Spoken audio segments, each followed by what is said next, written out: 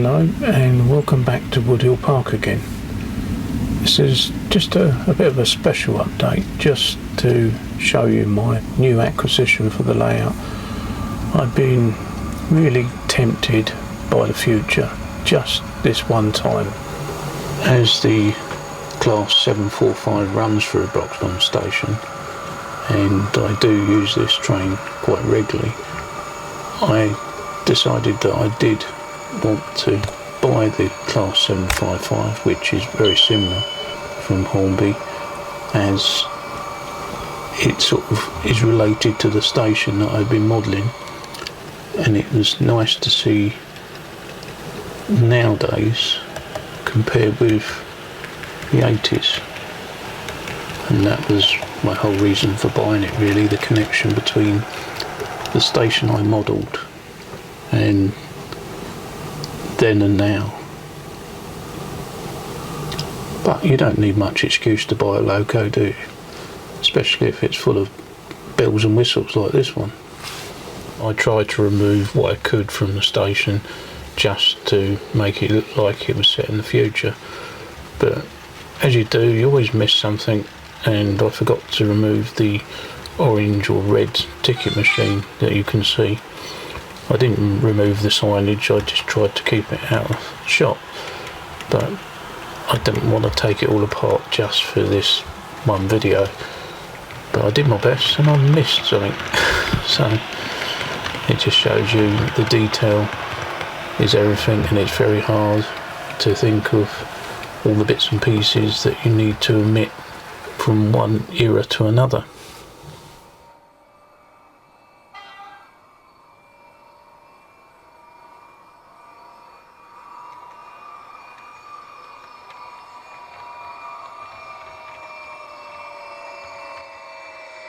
The next train at platform 2 is the 1454 Greater Anglia service to London Liverpool Street, calling at Cheshunt, Waltham Cross, Enfield Lock, Grimsdown, Ponders End, Northumberland Park, Tottenham Hale, Hackney Downs, and London Liverpool Street.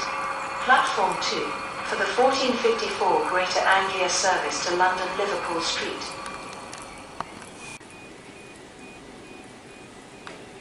The next train at platform 3 is the 1523 Greater Anglia service to Cambridge North, calling at Harlow Town, Bishop Stortford, Audley End, Whittlesford Parkway, Cambridge, and Cambridge North. Platform 3 for the 1523 Greater Anglia service to Cambridge North.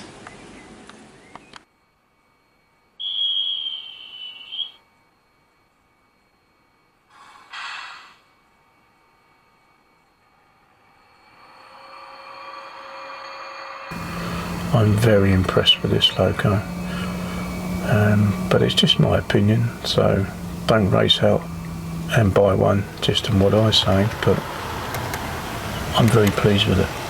And be it from the future, it will get run on the layout occasionally. If it wasn't for me doing the station build at Broxbourne, I don't think I would have made this purchase.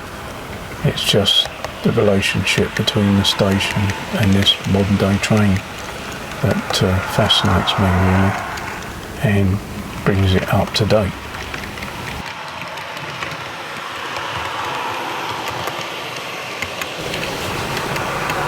I've yet to put the extra speaker in the diesel unit. I've got a speaker to fit it and an extra chip, but I'll look into what it entails, playing about with the CVs to have it running as a separate sort of sound unit compared with either end.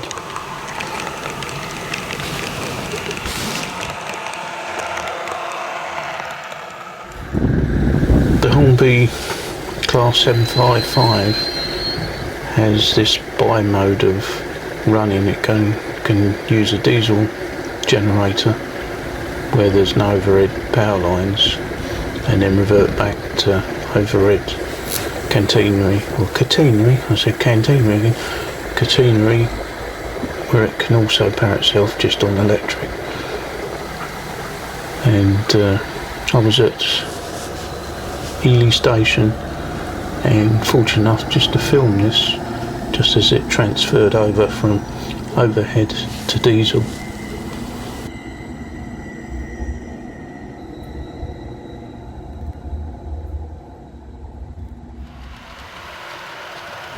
The only gripe I have about when I travel on these is on the Class 745s that run through Broxbourne station, the seating is very narrow, and if you happen to be on the seat in the gangway, you're bashed about by everybody who walks past with a suitcase, or there's a little bit oversized, you might say, and they nearly knock you off the seat sometimes. But other than that, it's quite a smooth ride, and a nice loco to actually have a ride on. I do plan to electrify the lines that run through the new station, but I can't put overhead wires in because I've got too many tunnels that now would be too low to have the actual wires in place. Plus I don't want them because I'm likely to bash them, especially in my eyesight, and knock everything flying, so I should just be putting the gantries in place like I've done on the top level, even though I can't really run them with pantographs up too much because of the tunnels as well that they go through. But I will try and raise the pantographs as high as I dare, but it would be nice to show some sort of catenary that runs through the station, especially as the overhead pylons for the HT wires actually go through the station canopies, so it will involve cutting a hole to put them through, but to be realistic to what's there, and also was there from the 60s and possibly a bit earlier, as the line was electrified a long time ago, it does really need the overhead power network put in place.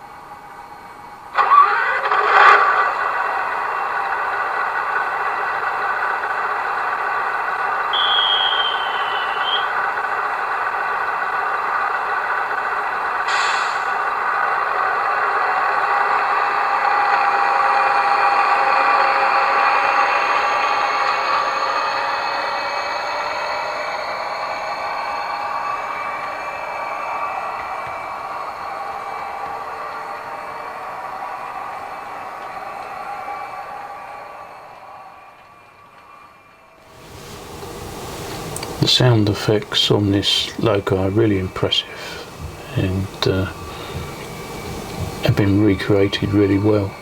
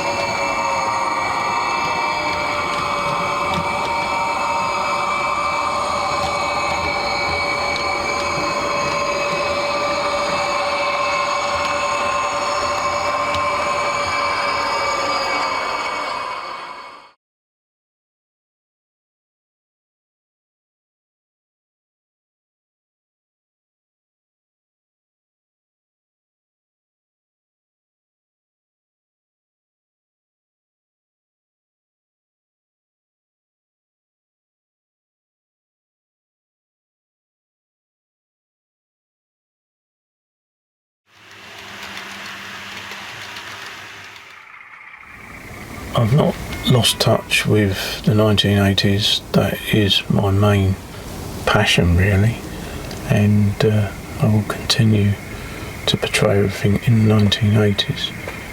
But this was just one little indulgence that I didn't want to let slip. Thanks again for watching this quick update, and I'll see you again soon. Cheers, bye for now.